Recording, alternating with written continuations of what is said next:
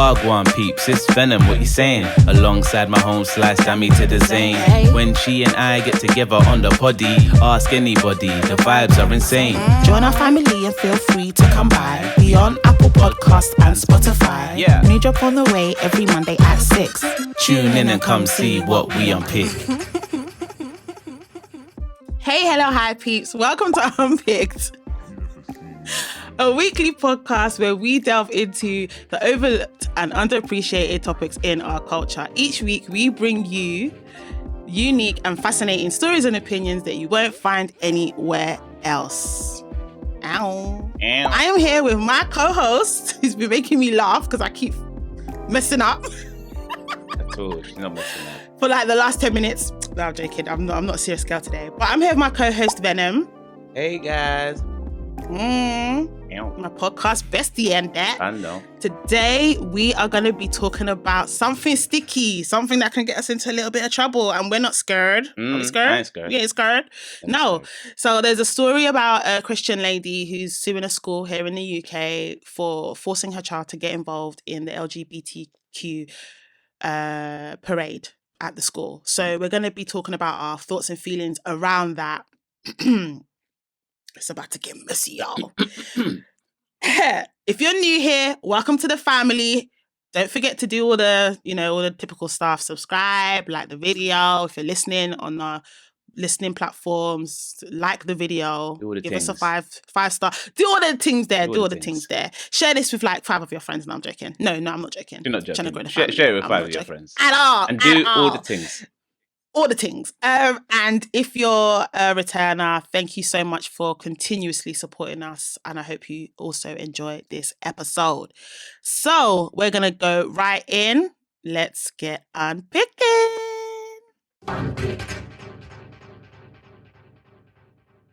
So, game time. Mm-hmm. Game time. So those of you that are new to the party, we like to start our episodes with an icebreaker.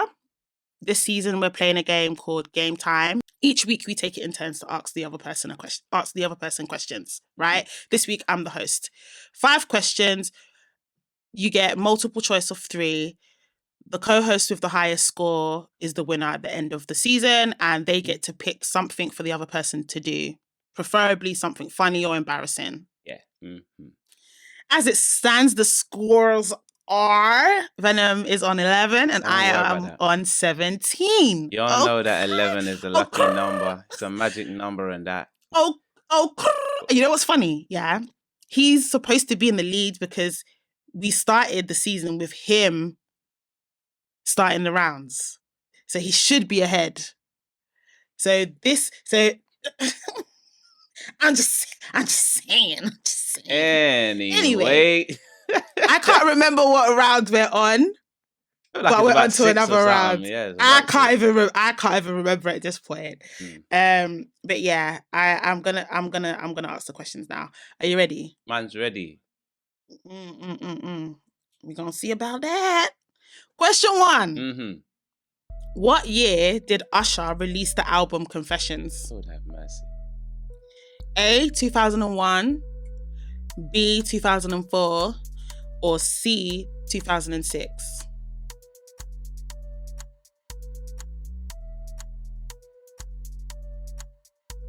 Confessions, yeah. Yeah. Just when I thought I said all I could say, my chick on the side said she got one on the way. These are my confessions. Man, I'm grown and I don't know what to do. Come on. All right. You said 2000 and... A, 2001, B, 2004, and C, 2006. 2004. That is correct. See it there. See it I am proud of you. I am proud of you. This might be your week still. Okay, let me not jinx it. Let me not jinx it. Feeling the vibes. Okay. Well, at least I got the one. I can't go down. Get me? Got the one. I mean, you could stay on the one, but... but you know... Let's not talk about that like you have been there for the last 2 weeks. Question 2. Can you... I can't help it. At least stop throwing shade. At least you lot can see it, innit? At least you lot can see what I have to deal with. Do you know why I do it? I do it overtly. You do it on the sly. And I'll be editing the episode and I'm like, this guy. This guy. Leaving your presence, that's all. Okay, well, question 2. Kanye West once said, they say you can rap about anything except for Jesus. What did he say you can rap about? I'll repeat the question. They say you can rap about anything except for Jesus. What did he say you can rap about? Yeah, because that was the next direct line. Yeah. Is it A, sex, guns, lies, videotape? Is it B, guns, sex, lies, videotape? Or is it C, lies, sex, guns, videotape? You say B one more time. Guns, sex, lies, videotape. And you say A one more time. Sex, guns, lies, videotape.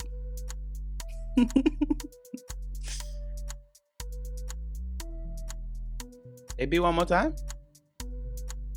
Guns, sex, lies, videotape.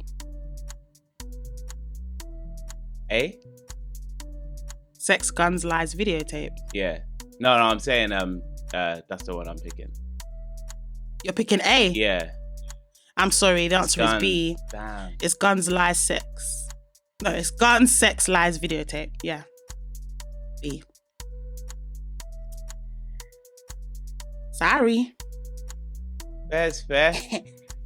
I mean, if it was me, if it was me. Oh, please be quiet. Question 3. Blue Ivy won her first Grammy for Best Music Video on which song? A, Brown Skin Girl, B, Blue, or C, Formation?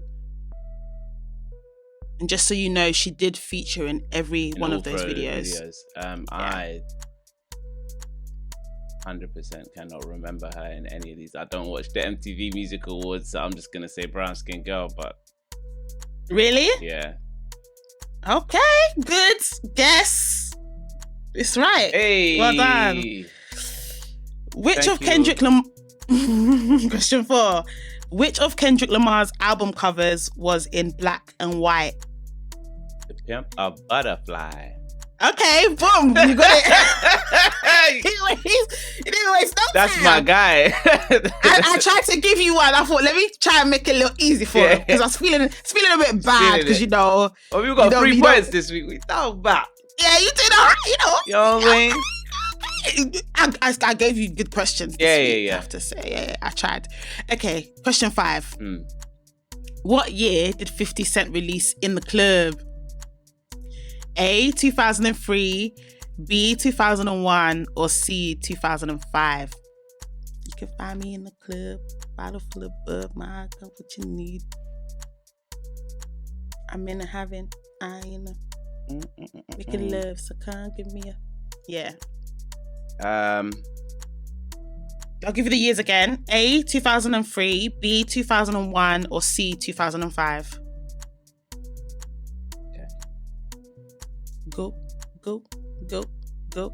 shawty. It's your birthday. Damn. That's close, isn't it? I'm gonna say 2003. Yeah, 2003. Are you hitting up Google over there? No. Do you know what it is? Cause you looking down. Oh, sorry. No, I'm looking down in my mind. My hands are. Wait. Let me just for the people there. Let me show you where my phone is at. My phone over here. All right. Just so y'all know, I ain't got 2 phones. Well, I do actually have 2 phones, but the other phone. He had 2 phones. I get the other phone to show you it's dead. He using the burner. No, I'm joking. The answer is correct. It was 2. What you proving? 2003 is the correct answer. Yeah. Wow, Venom! I think this is the first time that you've got 4 out of 5. Listen, what can I say?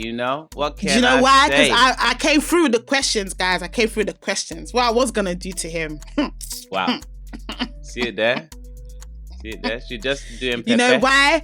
Do you know why? Because he's always being strategic. He likes to do strategy. I come with pure heart. He He comes with strategy. Pure heart, you know. Remember she said gun, sex, lies. Sex, gun, lies. Then he gets upset. Then he gets upset. I got the answer right. Talk about you're using God as spirituality. Because you're doing juju. I'm out here using my brain. You're out here going, oh, Lord. No. How can you? No. First of all, the Lord is not juju. The Lord is the Lord. Okay. Okay. Well, you're Let's get that right. You're doing supernatural. I'm just doing natural. I don't do supernatural on purpose. God is just always on my side. Okay. AKA, yeah, the juju that was done in the past is now benefiting you, and you're not trying to. No, God is just I'm a child of God, so God is always on my side. Even when I fail, even when I lose, I don't lose. Do you get it? Yeah. So mad. That means you are on 15. See it there? And I'm on 17. But next Pressure. week, when we balance the rounds we'll see what God did it. We'll see what God. It's getting tight, though. Shit. Yeah. Pressure. It's getting wetter. You did very well. I'm very proud of you. Well done, co-host. So the tea, ladies and gentlemen, this is the section where we have a look and see what's in the cup from the social media sphere, the celebs world. So, Dami, you got any tea in your cup? I do have some tea. So some videos have been circulating around TikTok, of Jay-Z and Beyonce's supposed bodyguard. Supposed ex-bodyguard.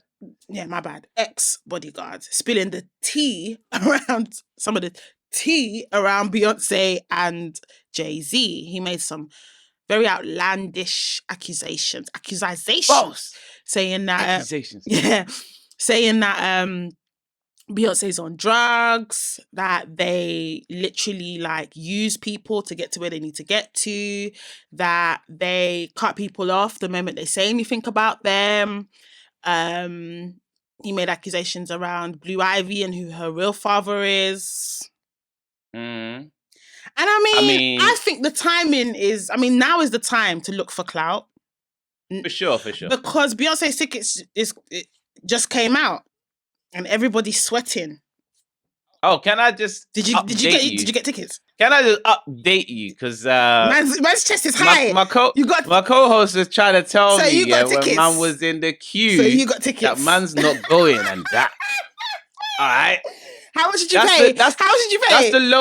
That's the low vibrations man was receiving in the DMs when man was queuing and that. No, you were sweating though. But how much did you pay? He secured the thing. Well done, congratulations. It wasn't even that much, you know. How much? I didn't even get I didn't get six tickets. Actually, I'll tell you my ticket story. It was gonna be I think it was about 580 because I got 4. Oh, that's not bad. It was gonna be about 580. That's not bad it wasn't bad. All. But it didn't end up being them ones because the system did judge on me. Did it do to you what it did to me with Chris Brown? What, they kick you out after you put in your card details? Error. I'm telling you, Ticketmaster eyes. Especially when you go through O2 priority. Furious. Yeah. Furious. Because them tickets were good. And then I got some next ones that weren't as good. And I was just like, well we've got tickets. We're going to be in the room, so. We'll be there. You know what I mean? Wow. So she can do her black magic on man and all of that. But I personally, I didn't even bother because you know me, I don't listen to Beyonce. And I just wanted to see her. I've never seen her. I've seen Beyonce.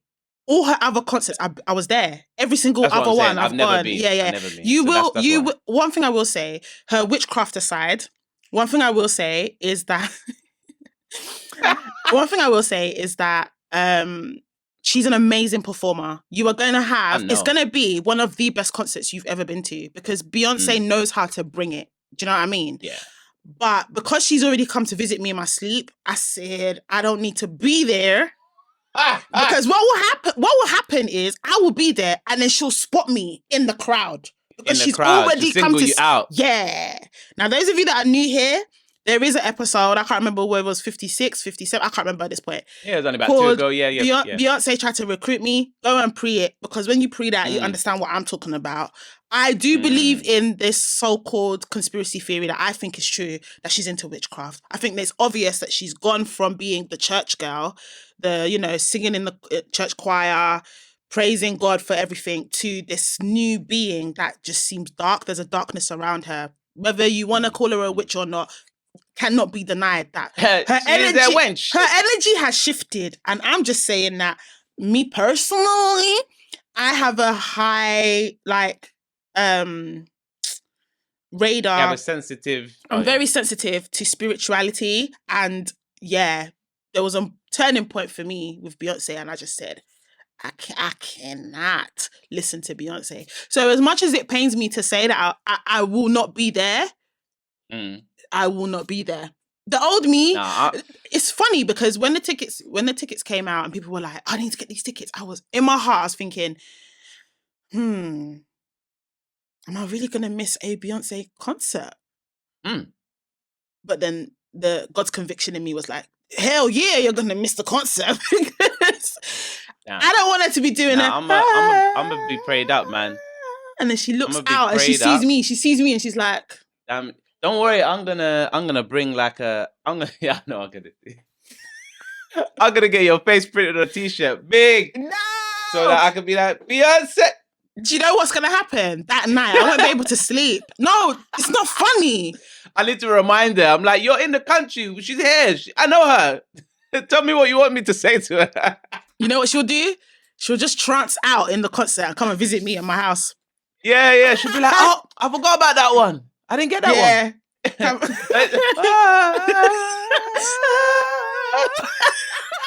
You better not be in Tottenham that day, boy. I need to leave the country. But how witchcraft will find me no matter where I am? Listen, she's gonna come to you, boy. She's coming. You know what he needs to do? What's his name? Like Key and Peele, whichever one it is that makes them scary films. Yeah. He needs to do one with Beyonce.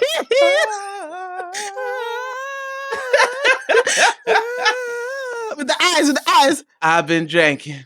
But she's singing about blood, you know. Yeah, I can make a horror movie ASAP. Listen, guys, I used to do television production, especially film does that. studies. I can do this. And it's I'm finished. It'll be so scary, you know? She'll be a sick vampire, and then she just bites you. I've been drinking. She's not a vampire, she's a witch. Okay, so it's gonna be giving Hocus Pocus vibes. Oh, damn, yo. We're laughing, but anyway, no weapon formed against me shall prosper. No weapon formed against me shall prosper, okay? All I'm saying is if she starts flying on a broomstick, I'm going to be sat on it behind her. I'm coming to visit you. See, I want to see it. Do you know what? Low-key, I want you to be there so that you can confirm. So you can... I would be screaming. I'd be like, oh, Venom, what you doing here? What you doing?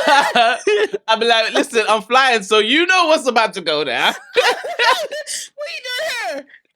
That's funny. And the funny thing is, because she's a witch, I'll see you before I see her, before she appears.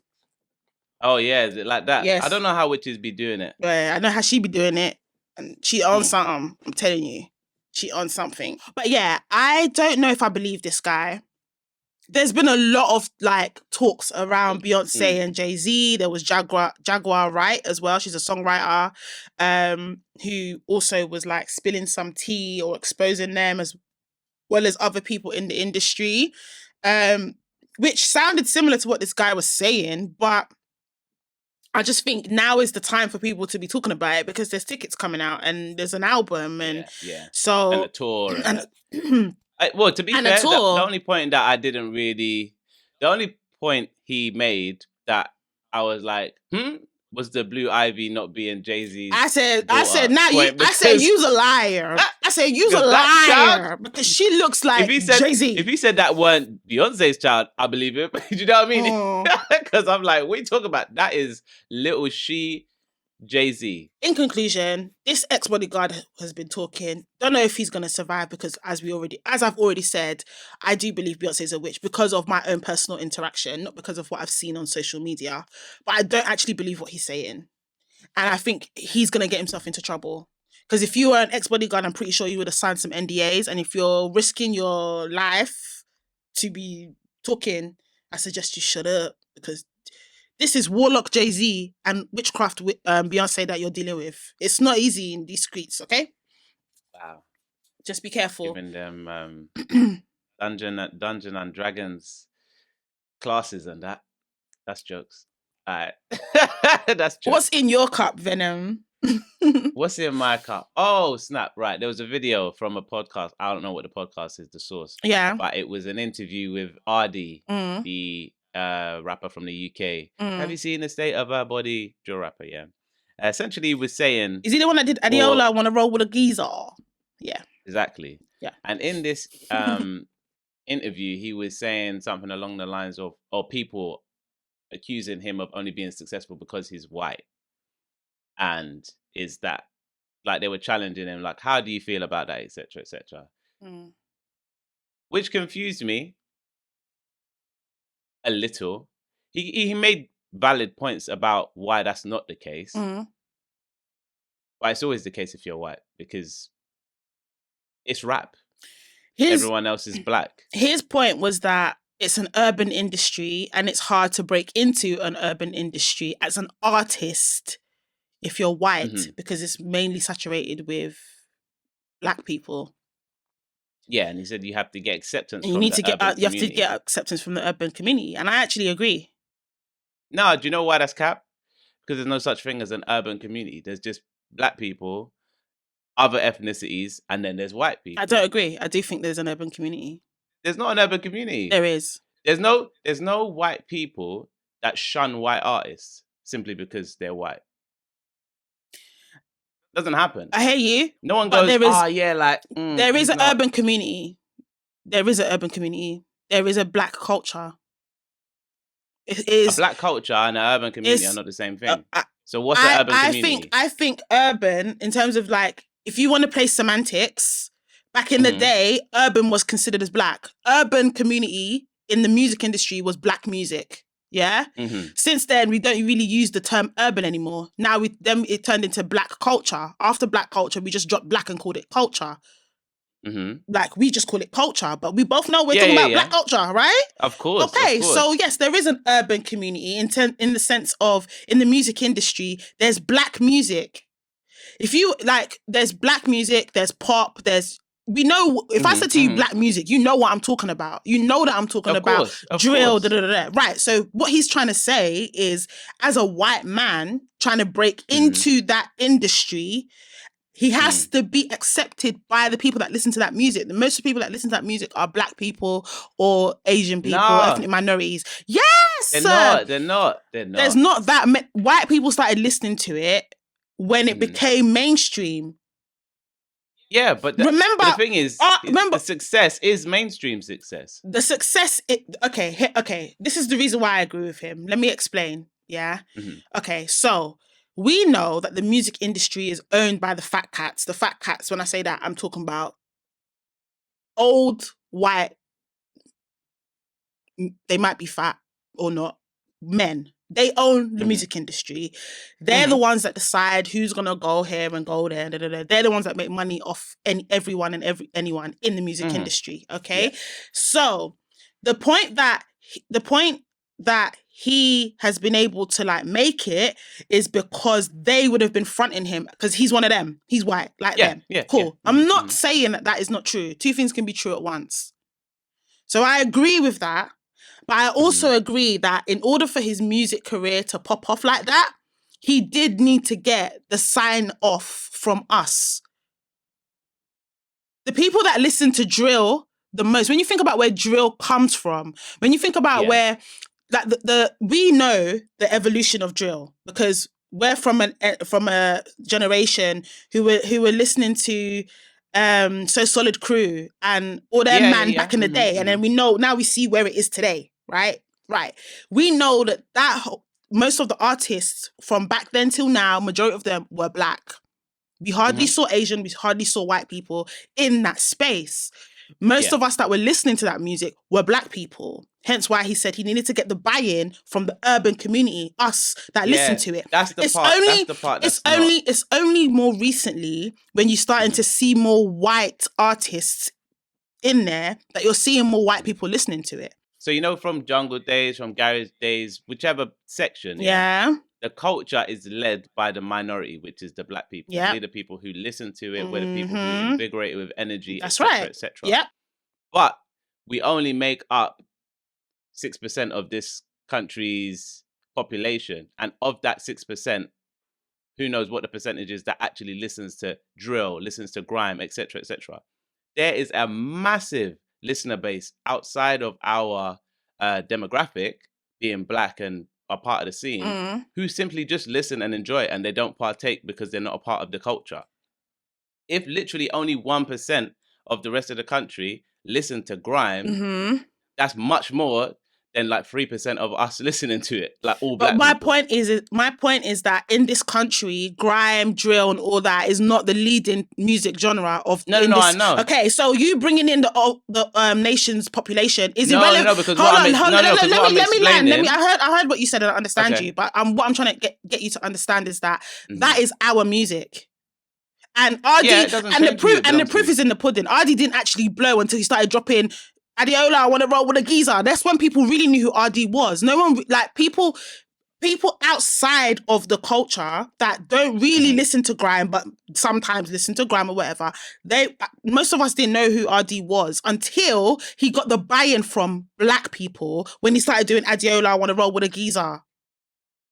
That's the point he's trying to make. So he is white, and because he is white, yes, they probably put more funding behind him and etc. than they would do a black person, because that's what they do. Fair enough. Yeah. But in that genre, that isn't the biggest genre, by the way. It's not the genre that is leading. Pop goes before anything else worldwide, right? We are the ones that fund, listen to, subscribe to that. More, you said it yourself. We are the ones that drive that music genre. So he did need to get our buy-in in order for him to get anywhere. Yeah, we drive it culturally, but we don't drive it financially. No, we don't have to drive it financially. He needs to get popular with us. This is the thing that I need. This is what I believe anyway. I think that black people, we drive everything. No cap. Yeah. We drive fashion. What we find fashionable, next thing you know, all it takes is for a white person or someone else to copy it, and then it blows. Trends, same thing. Hairstyles, body type, music, everything. We start it, then someone else comes along that's not from our culture, takes it off, and it blows. Two things can be true at once. Yes, he does get more financial backing because of his colour. Allegedly, we think. But at the same time, without us driving his music forward and making it trendy and giving our stamp of approval that, yeah, Adiola, I want to roll with Giza, yeah, do you know what I mean? Like, if we didn't do that, he wouldn't be where he is today. No matter how much financial backing, no matter how much financial backing he has, if we didn't give the cosign, that we approve of him in our culture, in our, you know what I mean? He wouldn't be where he is. So I agree with him in that, with that. Not that I agree with him. No, I do agree. I agree and understand his argument in that it's more than me just getting financial backing. There's more to it than that. I still have to get you lot to like me. But if you lot don't like me, all of that is null and void. That part's the easier part. Because if you put it this way, if you say all rappers in the UK are like, all the ones that we know are on the same level in terms of ability, so then no one's that good. They're all the same level, then he has a great difference in terms of his USP because he looks completely different to all of them. So immediately he's noticeable. That's one. Immediately. Then you take someone who's established like Russ, like Tion Wayne, who have grafted, who in reality are even better than they seem because they look like everyone else who raps, but manage to actually stand out above everyone else. And then they just give that guy a cosign, which is paid for by his label, which the financial backing that he has. Very easy to convince people when you use their ability, which has been tried and tested and proven, to now use this one who stands out clearly amongst the average, even though he may be average. I hear all of that, but my only challenge with that is I don't like the idea of reducing his success down to the fact that he's white. I don't like that. I'm not reducing his success. You are kind of. You're basically saying he's average, but he only made it because he's white, because he stands out. No, how about his bars on that track were lit, and that's why we were nah. His bars on that track. That's why we were like. I listened to him before that track. I listened to him before that track. Right, so we already gave the cosign that this guy, he does his thing. He's white, but he does his thing. Do you understand what I'm saying? He needed to get that buy-in from us in the first place. If we didn't like him, they can put all the money they want to put into it. But we drive, that's what I was trying to say, that we are the ones that carry the popularity of that genre. Whatever we like, they'll be like, okay, they like that, that's popping, cool. Then you get a white person to come and do it. But I get the argument that the community had, or that was presented to ArrDee from the podcasters in that episode. But I also kind of can see why, and I understand where ArrDee is coming from when he says, no, I had to get the buy-in from you lot. If I didn't get that buy-in, I wouldn't be where I am today. And I kind of like that he attributed his success to us. That's the right answer. If I was his PR agent, if I was his PR agent, that's what I'll be telling them. That's the kind of answers you need to give, because you need to let the community know that it's the community that helped you. They received that kind of training, and also you need it. One of the world's biggest porn stars quoted his had a viral clip off of that bar, so. That helps a lot. And then you had in the community, like Adiola Patron, in terms of from the women's side, black women's side, is one of the bigger like social media influencers for coming out of the UK. She's known. A lot of like the black youth, in terms of the women, we know who she is and we like her. She's one of the goats, if you know what I mean. So it made sense that he now collabed with her. She's now in the music video doing up his chick. Listen, it was going to blow. There was no way it was going to blow, but he needed us to help him do that. But it's engineered. It's engineered. I agree with him on that. He needed us. But yeah. He needed us. Yeah, and then everything was engineered so that he got us. Hence why I said two things can be true at once, so let's go. It's not a fluke, or, you know what I mean? Like and that's why I said, that's why I'm saying that two things can be true at once. And I think the more we try and say that somebody's talent or Caucasian's talent or their success is down to their colour, the more that we reduce our impact in their career. And I don't like that. That's why I'm arguing it so passionately that no, it's not just, I'm not going to lie to you guys, because I know that we get robbed all the time, but we allow that to happen. Without us, most of these things wouldn't happen. And we need to put enough weight on that and stop just attributing it to, because you're white and more people are putting more money towards it. No, the problem is that black people, we like to put other communities on a pedestal the moment they're able to imitate us in a good way or do something that we can do just as good as us. Yeah. And that's my problem. We like to talk down on our own people, but we like to uplift everybody else. That's our problem. If we didn't do that, most of these things wouldn't be happening. Like, you wouldn't be seeing artists pop off the moment they start collaborating with a white artist or with a popular white artist. You wouldn't see that. Like, Wizkid popped off, but then he popped off even more the moment he collaborated with Justin Bieber. That's not right. Wizkid is like the king of Afrobeats, one of the kings of Afrobeats in his own right. He doesn't need Justin Bieber to do that. But because we love to put people on a pedestal and we like to promote them because they sang our music the way we would, they did it seamlessly because they were able to imitate us so well, we put them up here. And that's not right. We should be putting our own people up there. So it's us. That's why I agree with him. That's why I said, two things can be true at once. Have you seen? So those of you that are new here, this is a section where we pick out something that we've seen on the social medias that we thought was kind of funny.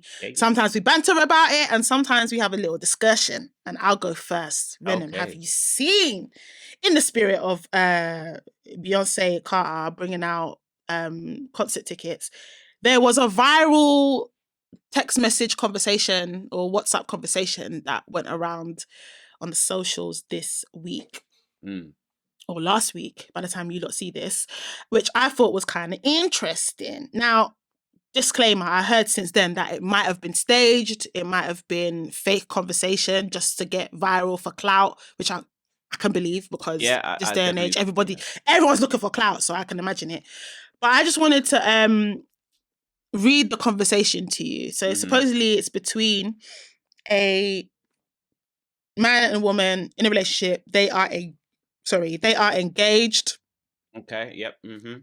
So what wifey messages hubby and goes, babe. He's like, yeah, babe. She's like, I love you. He's like, I love you too. What's going on? He knew straight away. He knew straight away. I love you out of the blue. Okay. She goes, babe, I really want to go to the Bay concert. It's in July and pre-sale for the tickets is the 2nd.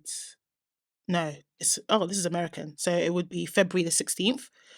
You don't have to get me a Valentine's Day gift or a birthday gift. I just want to see Beyonce. Please. So she sends him a screenshot of the deets, and then he goes, come on now, we agreed to not spend money on entertainment until we save enough for our house. We've been saving 10 months. Can't do it, babe. Sorry. She goes, I'm begging you. She doesn't do concerts often. This is a once in a lifetime thing. This would really make me happy, babe. Please. He goes, you told me last year an engagement would really make you happy. I did that. Then you said a house would really make you happy. We made a deal to not waste money on stuff like that. Her tickets start at $600 for nosebleed without taxes and fees. We can't do it. Once we get this house, we can have fun. Stay focused, babe. She goes, so it's a no. When the tickets go on sale, you won't last... Wait, hold on, let me read that again. She goes, so it's a no. When the tickets go on sale, they won't last long. She will be sold out in hours. I'm begging, and you're still saying no, question mark. He goes, no. Stay on course, babe. We will talk about this later. I love you. Kisses. And then she goes, wait, some of that money is mine. Some of that money is mine, though. I gave you at least £1,000 towards the house fund. Please give me my money and I'll pay it back later. He goes, are you serious? Tell me you're joking. She goes, no, I'm very serious. When can I pick it up? And then he goes, you're telling me Beyonce is more important than our dream house. We've been saving for 10 months. You contributed $710 to the fund. The rest is me. You promised to be responsible. She replies, I want my money. He goes, okay, I'll withdraw it today and you can pick up. The engagement is off. I need a break. So she replies, what? So you're breaking up with me for asking for my money, capital letters? Fine. Text me when I can pick it up. Bye. What do you think of this conversation? I think 100%. I'm 100% with the dude. I'm 100% with the dude because there's no way. So this is the thing, and this is and we ain't gonna get into it, but this is part of my issue with modern feminism is that it confuses household dynamics, and in a household somebody has to lead. Typically that has been the man. Typically. I know a lot of women would like to lead now. That's fine if that's what's agreed in your household, but it's clear from this message that the man is the person who's leading that family. She's asked for engagement. She's asked for these securities in life, whatever. He's trying to provide that. When you start a mission, especially as a man, when you start a mission, you only undertake missions that you feel like you will succeed in, or that you have visualized the end goal, you're working towards an end goal. Yeah. So that tunnel vision, I've got that. I understand what that looks like. So you can't then come to a person like that 10 months in. I don't know how long this journey is, but I'm imagining it's years, you know. You're saving for a house. Especially if she's only contributed £710, assuming she's working since they're not living together. It's not like they got bare money that they're saving. So if he's saying £600 is, you know what I mean, a thing, or if you times that by two, £1,200 is a dent to their savings, then clearly the savings is going to be lasting a while. So, yeah, you can't, if people ain't got the resolve to see things through to the end and also to stick to what they say, then yeah. I'm with him, boy. I'm like, look, because he's lucky. He's lucky that it's before they marry, because now he has had a very good insight into this. what are you doing? Like, you're I not had- sticking to the plan. Yeah, I had a few issues with this girl. I'm not even gonna lie. I mean, remember I said it might not be real. Okay, let me just put that out there. But we're gonna talk about it as if it is. My issue, there's a few issues there. I feel like she is an image babe. She's one of those girls that's about image and that might not necessarily know what it takes to sustain an actual committed relationship where you've got goals. And the reason why I say that is because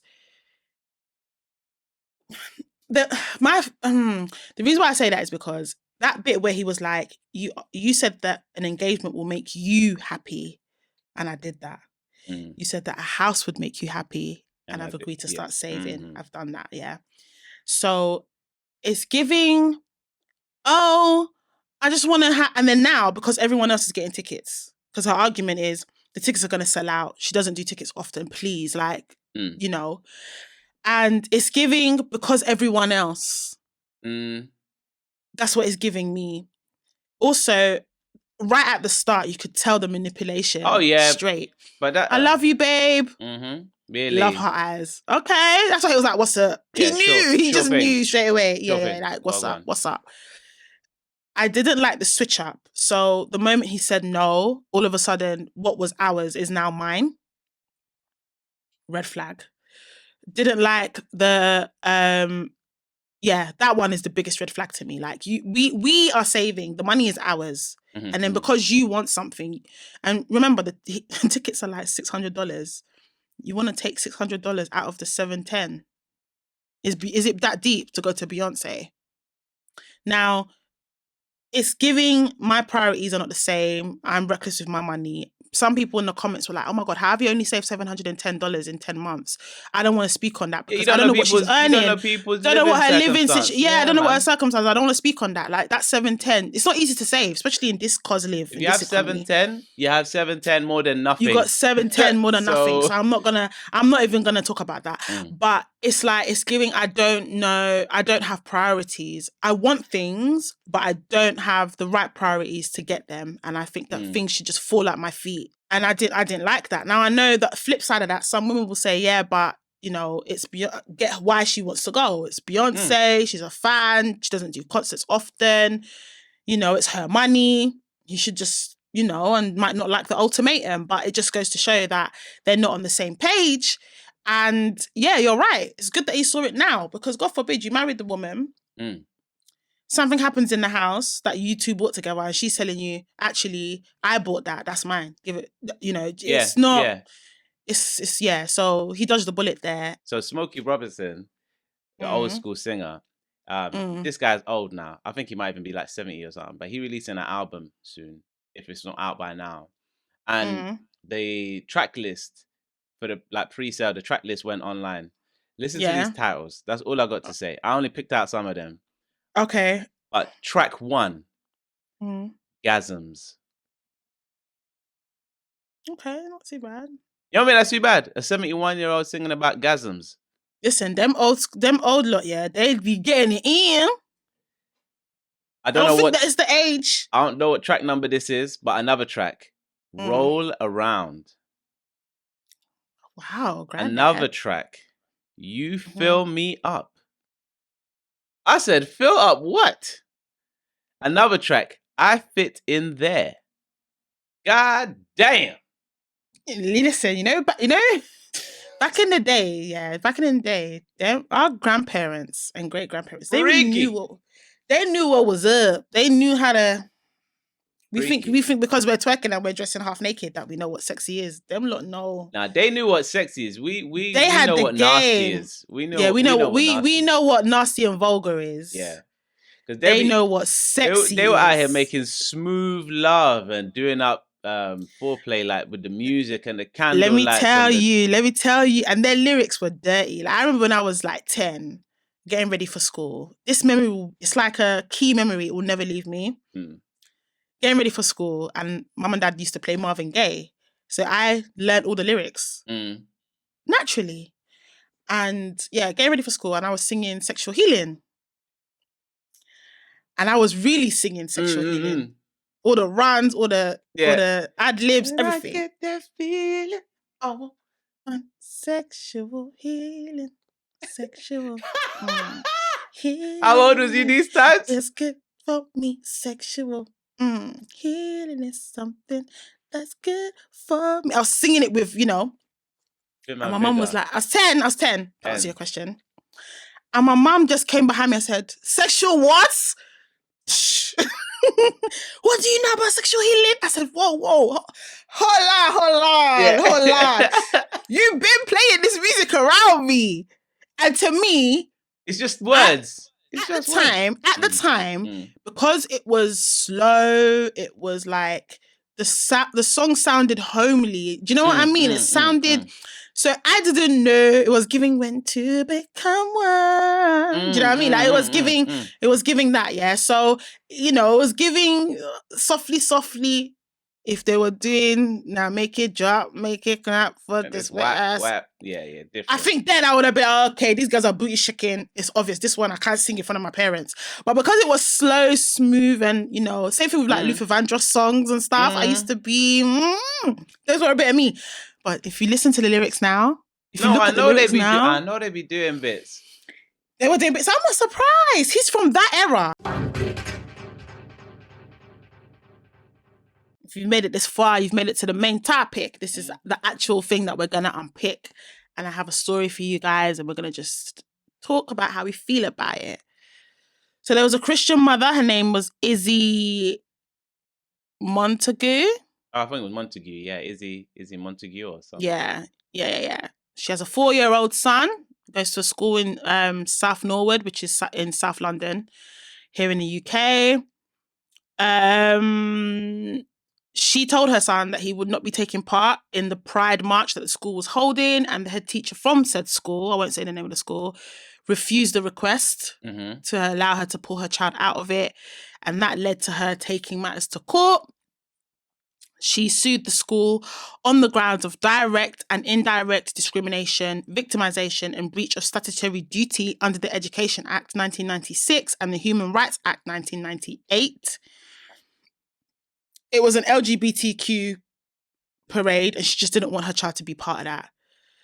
What are your thoughts? Yeah, so from the perspective of actually, let me just... This mum is a Christian mum. Yes, she is. Anybody with any type of religious belief should have their beliefs respected. She's a Christian mum. She's raising Christian children. So she wants them to abide by the laws of her religion. Yeah. A religion which is not in favor of the LGBTQ community. So by that measure, if she consciously and actively wishes to speak to the school to remove her children from said practice, I don't see anything wrong with that. I think it's not favorable for the school or for the child, because they're going to be in a world where, there's going to be people from that community in every aspect of their life. It's normal now. It's not criminalized now. And it's pretty much global. But if that is the wish of the parent, I don't understand why anybody else thinks they have a right higher than the parent if the parent is not breaking the law and doing something untoward towards the child, is my initial opinion. I think here I agree with everything you said. I think here back in the day, if you were going to get sex education lessons in primary school, they would write to your parents and ask your parents if they consent to you having that class. Yeah. So you might have been told that, there's something, you might have been taught about the reproductive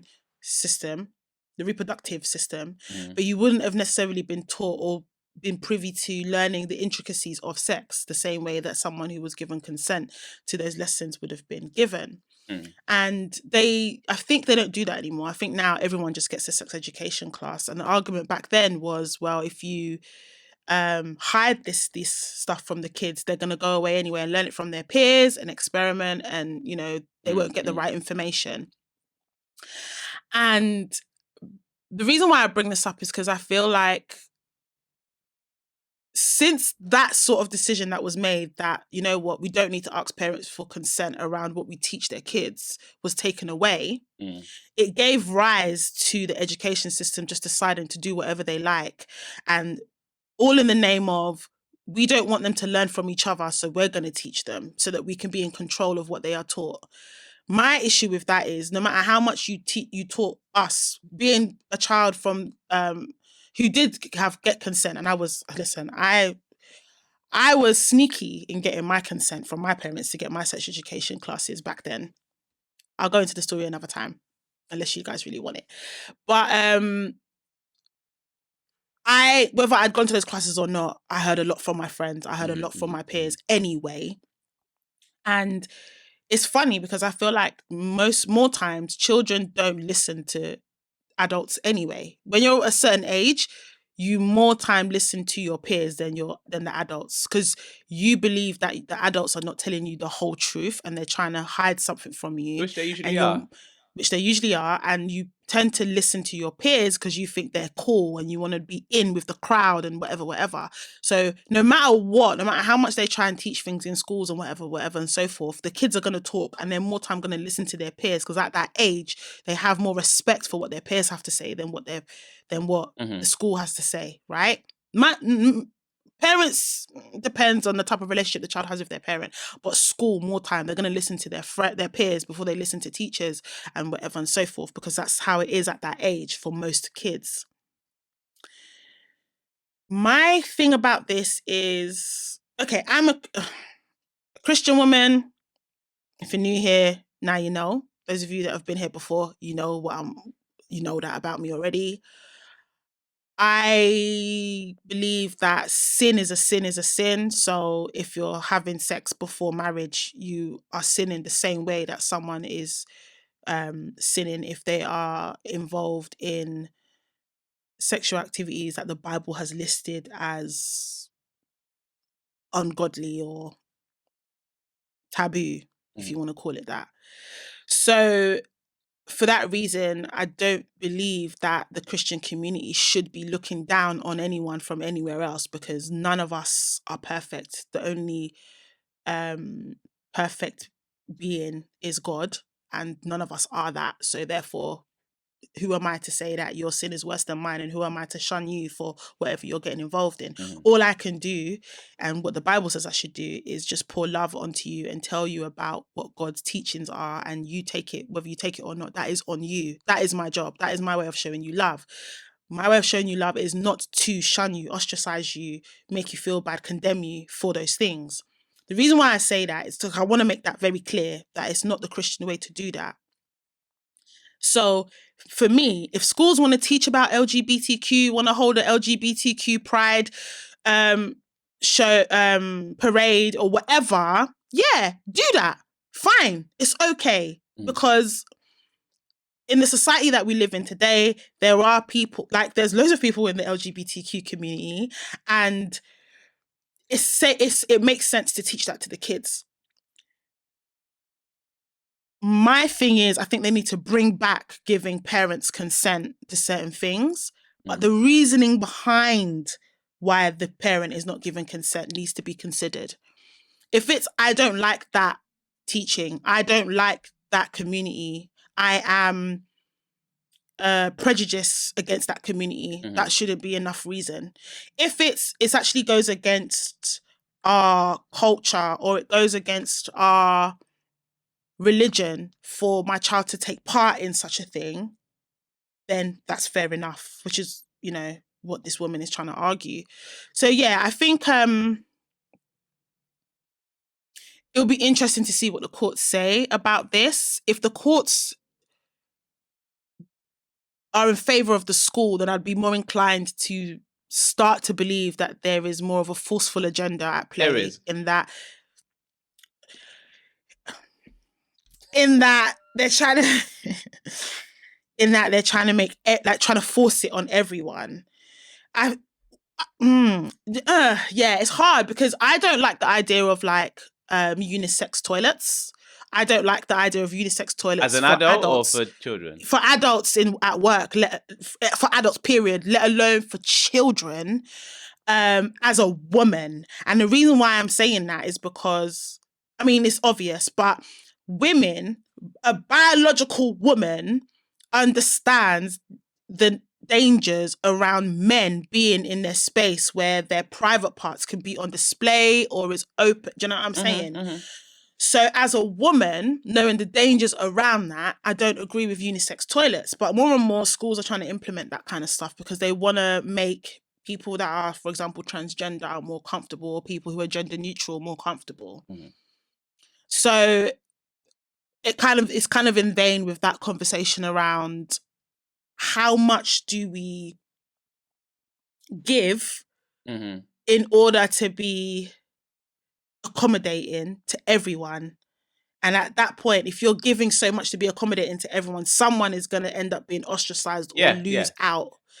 It's not possible to. You can't accommodate everybody. Yeah, you can't accommodate everybody. In the terms of the sexuality, gender conversation, it's like I'm starting to believe it's impossible to be so inclusive to everyone. Someone's going to lose. And I actually think that the people that are losing right now are women. It's girls, biological girls and women are losing out when we talk about this whole like gender, sexuality, inclusivity thing that we're in at the moment. I've gone all which ways in this conversation.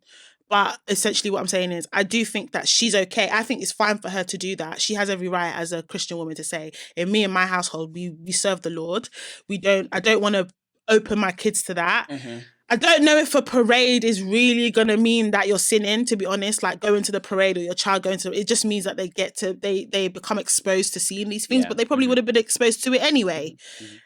But at the same time, I do agree that the parents should have a right to say, actually, I'm not comfortable with my child. She just didn't want her child, taking part. So as in they were able to be present, but she didn't want them marching. Maybe I don't know. I don't really know. I don't know the details. Yeah, but I guess my view is, and I did highlight obviously that it said that she was a Christian woman, so that the assumption is that it's because of her religious belief. However, I don't see how can I word this? I don't see a problem with parents, regardless, having a stance on things that they want their kids to do and not do.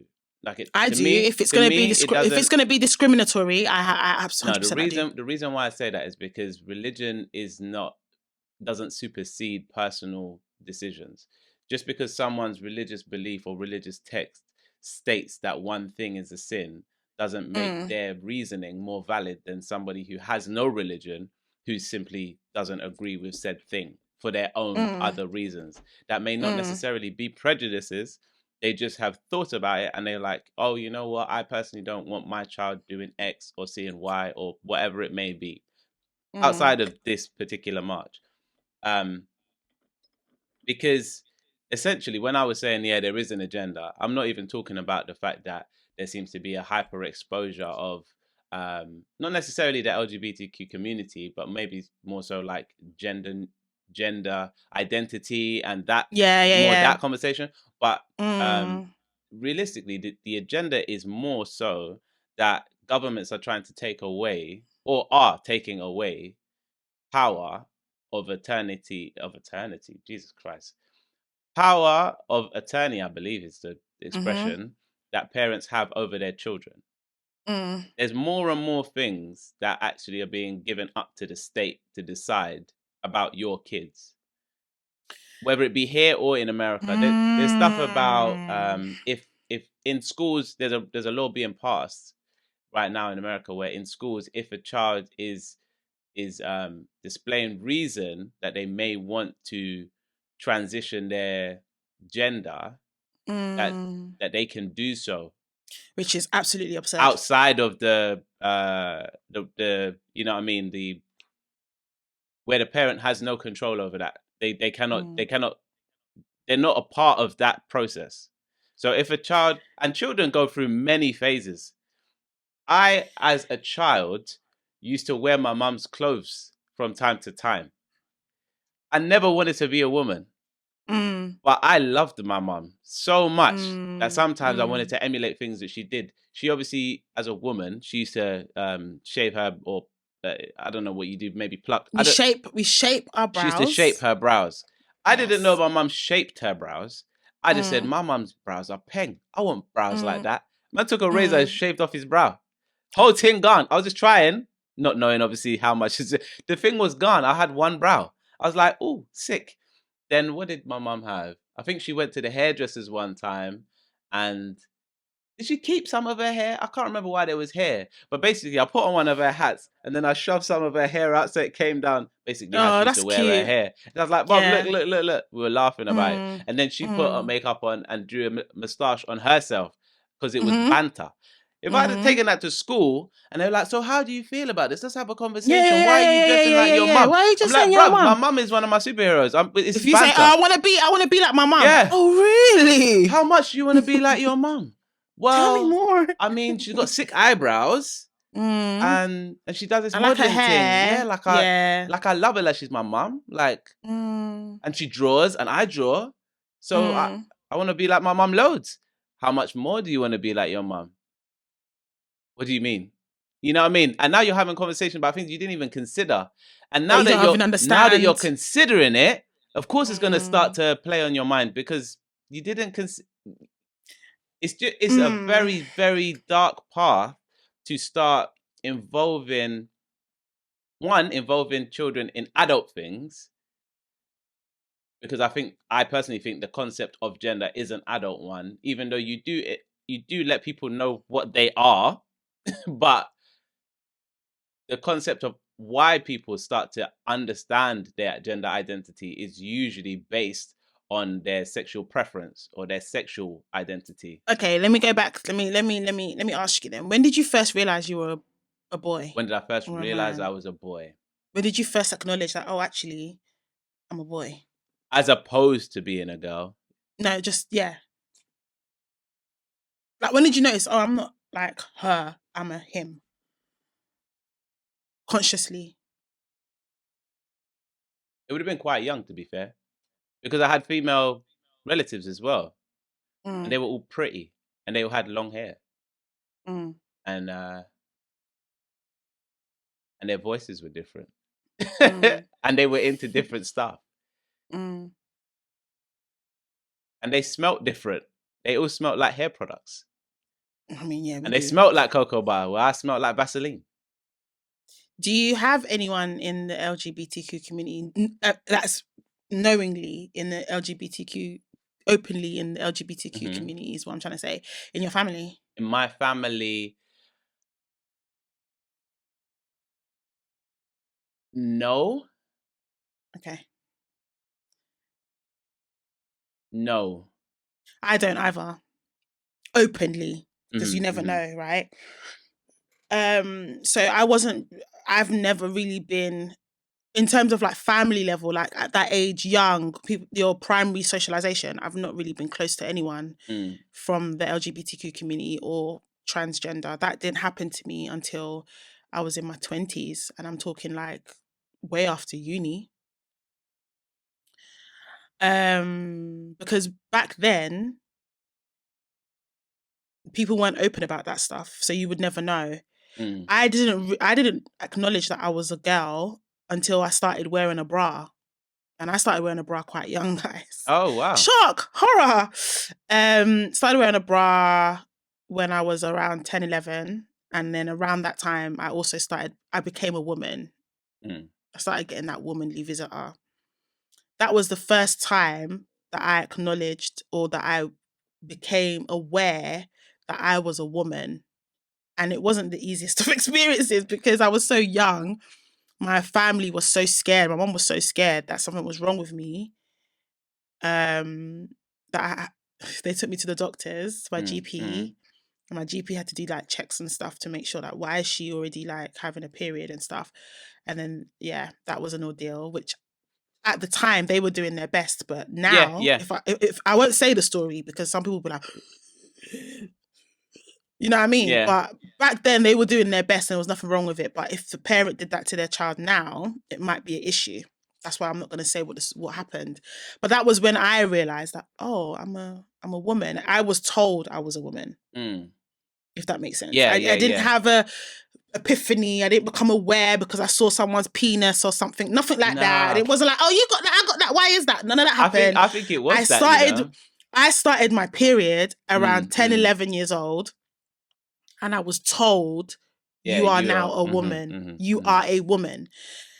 So I had no opportunity to question it. But I just was like, I'm a woman. I like to cook. I like to, and again, the stereotypical stuff. I like to clean. I like to play with my dollies. I like to play with my Barbie. I like to do hair. I used to love doing hair. Oh my God.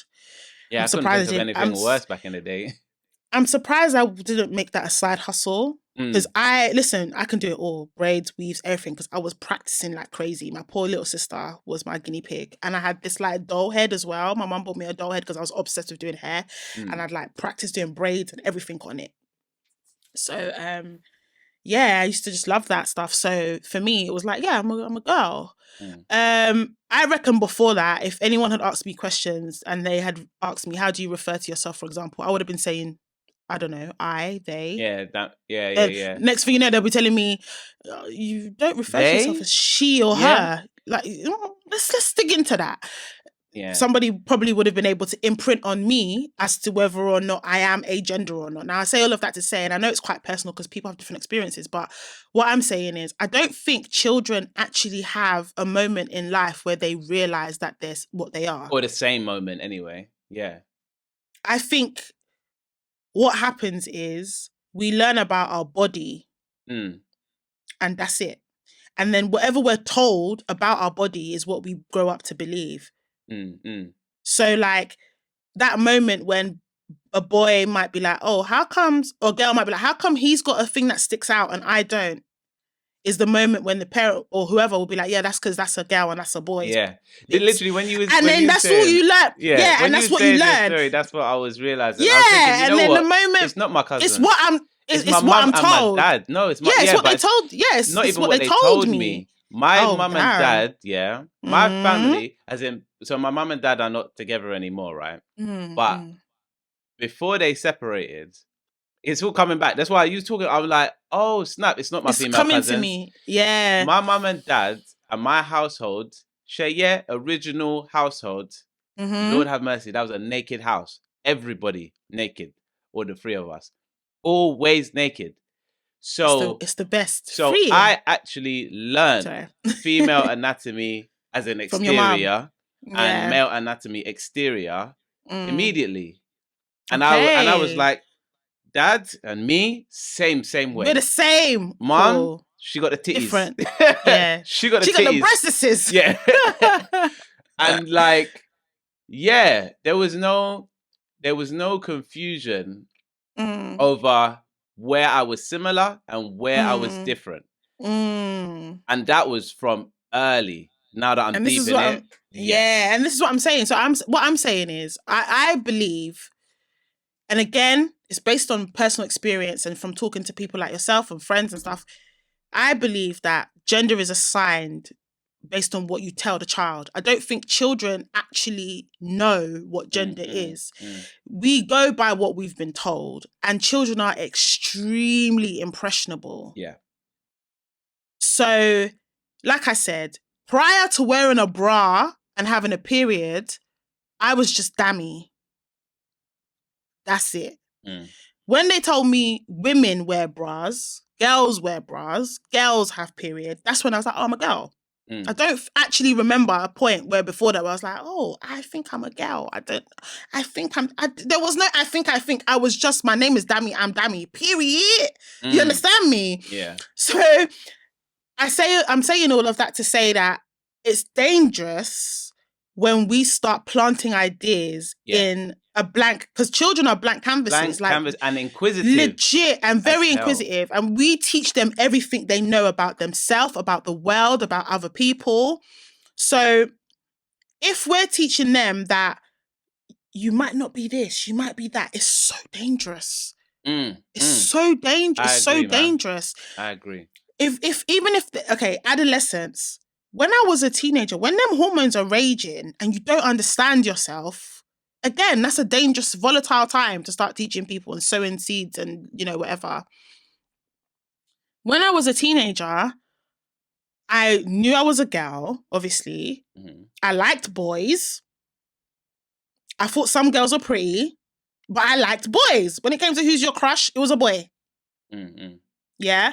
So I just went along with it. But it was, everyone knows that your adolescent years, especially your younger adolescent years, when you're just coming into puberty, is so hard. And bear in mind, I started puberty early. I started puberty from like 11 because my period came in early.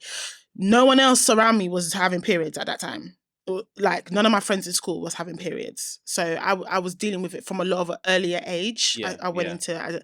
So it was... Adolescence is hard. You're figuring out who you are. And I'll be very honest, even now in my 30s, I'm still figuring out who I am. I don't... You know what I mean? It doesn't stop. But what I just think when you're younger and you've got no idea of what the world is, you only know your bubble because that's all you've got access to. Mm-hmm. I think it's really important that we tread the line very carefully between making them aware of what's out there so that they're aware and imprinting our own views and beliefs and what we interpret things to be. Yeah. Because it's very easy for me to be like, oh, my daughter plays with boys' toys, hangs out with boys all the time, likes to wear trousers only. And then for me to now, my own interpretation, start to tell her, oh, maybe you feel like you're meant to be a boy. Yeah, when simply she's a girl. Or maybe you feel like, or maybe she's just a girl that likes to wear trousers. Yeah. Do you know what I mean? That can also exist. Yeah, so I think it's very dangerous for anyone to allow children to make such a big decision. By the grace of God, I am graced with a child of my own. I have a child who doesn't understand their identity and isn't sure. I think the best thing that I could do for them is to let them explore. Of course. And when they get to a certain age where they're like, no, I'm sure that this is what I am, then cool. That is what it is. Mm. I think we're in a society now where we're letting children and young people who have no clue make decisions at an age that's going to impact them for the rest of their life. Mm-hmm. I saw something on the socials. It was an interview with a transgender woman who is trying to transition back into a man, but she's gone so far in her surgery that she will never be what she was beforehand. So she was talking about how, like, she's had the reconstructive surgery more than once, because once they invert the penis and make it into a vagina, you have to be like quinting all the time, basically. Because what happens is the body naturally wants to seal it back up because it's not natural for you to have a hole there. Mm. So she's had a lot of problems with that hole, with it like closing up. No matter what she's tried to do, it just closes back up naturally because biologically she's not a woman, she's a man, and her body's trying to get her back to that state.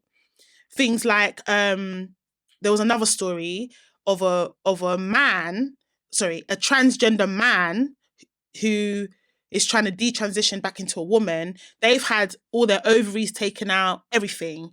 And they're like, well, now, first of all, I can never have sex anyway properly because I no longer have a vagina. Mm-hmm. And if they were to make me a vagina, it would be a fake one. So, and there's issues with that surgery anyway, which transgender women would be aware of, right? And then on top of that, if I wanted to have kids and stuff, I can never do that again. Like, my life has changed, all because when I was 14, 15... I felt a type of way and I didn't understand my identity and I didn't feel like myself in my own skin. But I didn't realise that that's normal for a teenager going through puberty. And I was allowed to do all this surgery, and he was saying how it was too easy. It was way too easy for the sign-off for him to have that surgery, for him to become the transgender man that he is. And now, even no matter how much he wanted to, he can never get back what he was, which is what he believes he was supposed to be all along. Mm-hmm. And it made me think, I have absolutely no qualms with people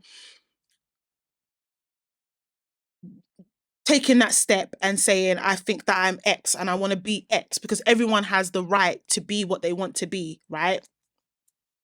As long as it's not discriminatory, it's not harmful to others, and etc. You know, which is subjective.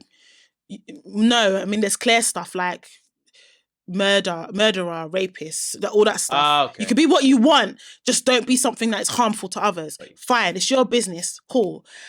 But I think that the testing around it to make sure that you're sure needs to be so much more rigorous and more thorough. It can't just be handed out like they're handing out free condoms at a sexual health clinic.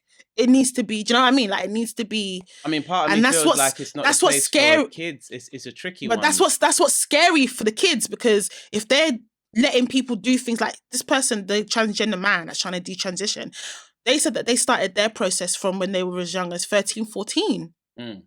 That's crazy to me, because you don't know anything at that age. Like, you don't know anything at that age. Yeah. It's tricky because I've never felt the feelings that, you know what I mean, that anyone who I never doubted what I was. I just accepted it for what it was, and I was like, yeah, that was. So I don't want it to sound like I'm trying to be oppressive to people's feelings and how they navigate through life, but just from a I don't know, like a logical standpoint, it just does not sound most sensible to allow people in the biggest transitional period of their life to also be making things happen that have such a level of permanency on their physical being. I just think that, no, you know what? I agree with you. I also do think that no matter your age, a decision like that, no matter how old you are, a decision like that is so big, is so life-changing, it's irreversible. That's what people don't understand. It cannot be reversed. So it's such a big decision that at any age, it's not a decision that should be taken lightly. It's not a decision that should just be handed out. That it shouldn't be so easy for you to make that sort of a decision. So, and that's that, no matter what age you are. No matter what age you are. And I understand that right now in life, everyone's trying to be so inclusive. And that's why I said that this whole trying to be inclusive thing. Yeah, it's impossible. It's impossible. After it's not possible, and someone is going to lose, whether it be the person that made a change at a stage in life where they were, where they didn't know. Let's put it this way. It doesn't even have to be about sexuality. It could be, I decided to, I don't know, drive a car this day to this location, and I didn't know what was going to meet me at the location. And let's say I get into a car accident on my way there. I had no clue. At the time, I thought, the right thing for me to do right now is to get in a car and drive to that location and have that car accident. And now the result of that car accident cannot be reversed. That is the nature of life, isn't it? You can make a decision today and then in X amount of years' time, regret the decision that you made today, right now, because you just don't know what the future is going to hold. And that's with everything. But when you start making changes that you like, I hope I'm making sense. Like, for me to be like, yeah, you can cut off my titties and you can take out my ovaries so I won't be able to have kids one day. So that I can become a man. That is such a big decision, no matter the age. So there should be protection over children. They should make it harder for children, but they should make it harder, period, for that. It needs to be like, you know that you know that you know that you know that you know. But then my thinking is, how do you know that you know that you know that you know? And again, there's some level of ignorance here, because I've never been someone. I might have questioned my sexuality a little bit here and there in the past, but my gender, my identity, I've never ever really questioned it ever. So there is some ignorance there, but I just think that the decision is so big that they need to make it difficult for you to go through with the whole thing. Yeah. Especially when you start bringing surgery into it. And just to go back on your point about taking the parents' right away to make decisions over their child, I think there should be some state intervention with the decisions around. Sorry, Toby saw someone and he's trying to protect me. It's okay, baby. I do think there should be some state intervention when it comes to decisions around the child and what parents decide. And the only reason why I'm saying that is because there are parents that have very discriminatory views. I'm not talking about even within religion. Hateful, discriminatory, dangerous belief systems and practices. And if they are not policed, if they are not if there is no state intervention in those scenarios, we end up in a world where there's a lot more hate, racism, discrimination of any other types I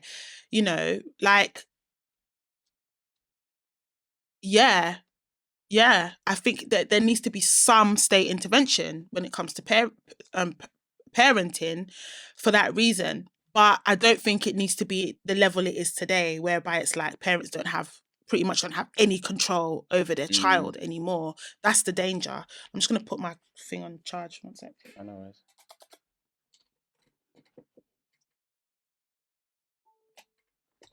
Yeah. My thoughts with regards to the state and with regards to children going through with this type of going through this process.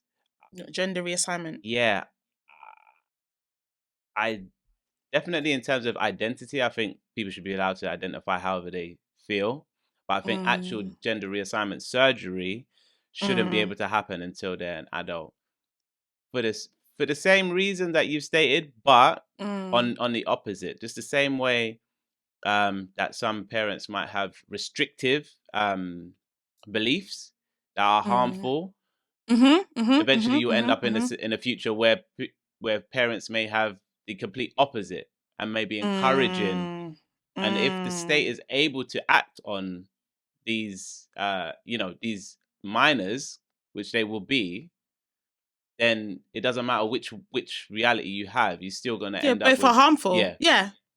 I think when you're an adult, you can make whatever decisions you want, and you are responsible for your decisions. Be it on your head. Yeah. That's true. But I 100% agree. I only expressed one. No. I get it. Example. It just made me think. Having a harmful, toxic parenting. But yeah, the flip side is you could have like I saw on TikTok, this girl, she posted a video with her child. It's a baby. Yeah. It's not even a toddler. And she was like, going forward, my child is gay. Yeah. And I was like, wait a second. This baby doesn't even understand what you're talking about. And you're going around telling people that the child is gay. So she's going to want to raise my child as a gay child. And I was like, her argument was parents raise their kids as a straight child. I was like, I don't think so. I think people would just raise their kids as kids. Do you know what I'm trying to say? Like, you just raise your kid as a kid. Simple. Obviously, there are some people that are very, and I'm coming from an African household whereby they don't even acknowledge LGBTQ. It's not even something in their peripheral. So if that is your reality, you went out and sought it, because we didn't teach you from home. If you're a boy, straight away your wife is gonna XYZ. If you're a woman, your husband is. There's no like room for interpretation. It's gonna be so. There's none of that. This is what it is. Period. Right. So coming from that kind of home,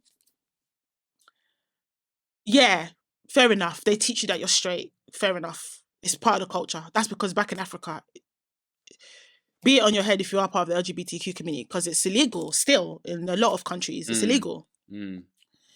But to be honest, even coming from that sort of family, whereby it's like, the norm is this, and if you stray beyond that, it's you that went to find it. We didn't teach you that here. Again, there was never, oh, damn it, you are a girl, and so therefore you XYZ. Other than it was more to do with my hierarchy in the family. You're an eldest and you're a sister. So your responsibility is to help out sometimes when, like, look after your siblings when we go out sometimes, or help your mum cook and clean and stuff. It was more to do with that, which you can argue is an assignment of gender in of itself. But they would never sat me down and said, listen, oh girl, you are a girl. You're not allowed to change. You have to be a woman. You have to X, Y. It was never like that. It was just your dammy. And in our family, you're the eldest, and you're a daughter, and you're an eldest sister. And as the eldest in the family, you have responsibility, and these are your responsibilities. And I just lived my life that way. So I just think that going back to what I said before, that when it comes to kids, just raise the kids. Let them be what they want to be, but let them put that on themselves. And my worry is that right now, everyone is we interpret everything. Everyone is analysing and interpreting everything. So I might be teaching my child that they are A, when that's not really what the child is. It's because I've understood it to be this, and that's what I'm assigning them to. So, especially when it comes to sexuality, there's a difference between being bisexual, as in you're actually bisexual, and being asexual, or being sexually being bi-curious is different to actually being. Do you know what I'm saying? So, but if you don't truly understand the definitions behind those words, you could be assigning that identity to someone based on your own understanding, and that might not even be what they are. Yeah, one of my bros. One of my bros. If he was a child now, acting the way he acts now, I don't know what would be done to him. So he had a phase. I call it a phase because he never took any action. But he's had a phase where he was bi-curious. He kept saying, "Oh yeah, I'm bi," and I was like, "Bruv, you've not done anything with anyone, so I'm not gonna accept that until you present me with somebody." Only because of our relationship and how I saw him. So I was like, "Cool, whatever," but you ain't showed me no one, so you're curious until you do something with someone. Anyway, he's very expressive. And so I think my most like deviant part of my adolescence was with him. We used to we lent into like the whole kind of goth emo-y kind of look. Grew out our nails, used to paint our thumbnail and pinky black. I remember when guys used to do that. Black nails, long, the whole metal chain on the jeans ripping up all over the floor. That was me and him. We were like, yeah, gang. And then I was like, I'm not feeling that look anymore, cool. And then I fell more into just a standard black gangster look, whatever you want to call it. But I don't even think you've got the standard black gangster look. I'm better than that, but you know, I don't want to put any brothers down. We in it together. So, whereas him, he kind of, gone through many different phases, but he will wear like a kimono, a skirt, a da-da-da-da-da, but still be dating women, you know? So, and I say all of that because I'm like, okay, cool. If this guy was doing this at a younger age and you're just taking him for face value based on one, the things he's saying, oh, I'm bi-curious, etc., and two, the things he's doing, oh, I can wear like fluid clothing, I can wear whatever I want, however I feel on any particular day, that's how I'm going to dress. Yeah. You may assign him something else. Yeah. But this guy is a guy. And he just does what he does. And it's like, that is the reality of what it is. I don't even think there's a descriptor available based on the current wordings what my guy is. What he, but he is there. So this is the problem with trying to create these identities and create these isms, is that you're still shoehorning people into things of structure, into a box. And some things have no structure. I would personally say my bro has no structure. He just exists. Everybody who knows him knows this is what it is, and that's it. Like that literally is it. Yeah. And this is what I mean. This is why I'm saying that with children in particular, if we allow other people or parents or teachers or whoever to assign a identity to them, that identity that's been assigned is based on their interpretation of what they think that identity is, and it becomes sticky, and that means it's going to be a never-ending cycle of people trying to define an identity rather than just saying, listen, my name is Bloom and that's it. Yeah, it's Bloom. Do you know what I'm saying? I am Bloom. I am what I am. This is how I live my life. period. That's what it should be. It's become so convoluted and it's so dangerous now, I feel. And this is people's lives. But to conclude, from my end, I do think that the mum, Miss Izzy Montagu, is within her rights to say that I don't want my child to be involved in XYZ. She is within her rights to do that. Doesn't mean that she's hateful. Doesn't mean that she's discriminatory. Doesn't mean that she's ostracizing anyone. It just means that she's not comfortable with her 4-year-old being involved in that activity, and she's within her rights to do that. The child's going to learn about it anyway, whether the child learns from her or the child learns from school or whatever. The child is going to learn, but she's within her rights to say, I don't want my child to be involved in that thing. I do think that the state should have some involvement in decisions made around children, because I do think that in the rose-tinted world, yes, all parents are not discriminatory, are not this, are not that, don't have a hateful bone in their body, but unfortunately that's not the case. If the state didn't get involved, we would see so much more, I believe we would see so much more like racial attacks on kids and stuff like that, because there's people that are racist that teach their kids that. There's people that have discriminatory views and they teach their kids that from home. So it's important that the state gets involved to ensure that that doesn't happen as much as they can. But at the same time, within the same vein, children are children. They are blank canvases. They have no freaking idea. They're not conscious of the things that adult people are conscious of. They're not thinking about the things that adult people are thinking of. Let the children be children. When they're older and they're an adult and they're able to make certain decisions, if they choose to do what they want, let them do what they want. And by the way, I'm not just saying this because of LGBTQ. I feel the same way about things like education. What a 16-year-old has no business deciding what subjects they're going to take for the rest of their life, to determine what they're going to do for the rest of their life, because they have no clue. I didn't know what I wanted to do with my life till around 30. But by that point, I've already acquired 2 degrees. I've done my A-levels and done my GCSEs. Do you know what I mean? Yeah. So I think we need to stop giving children the right, children have the right to make decisions for themselves. Don't get me wrong. But there's certain decisions that they shouldn't make because it's actually going to be detrimental to them in the future, because they actually don't know yet. And we need to give them the opportunity to come into themselves before they make those decisions. That's what I think. Yeah, I agree. All right. So every week we like to shout out a new subscriber or someone that's shown us some love by leaving a comment or whatever. So this week I would like to shout out Taryn Bell. Thank you so much for supporting the gang, the podcast. She made a comment on one of our videos and she was like, how do you guys have such a low subscriber count? That's perplexing. Sis, it's perplexing to us too. But thank you so much for like acknowledging the hard work and the effort that we put into our episodes every single week. So wanted to show you love the same way that you showed us love. If you would like to get a shout out like Miss Taryn Bell, it's so easy. All you gotta do is subscribe, first of all. Secondly, you can leave a comment and like this video. And you know what? How about you just start sharing our podcast to other people? How about that? If you're listening on the listening platforms, please give us a 4 to 5 star rating if you enjoyed this episode. And also, likewise, please share this. Put it in the group chat.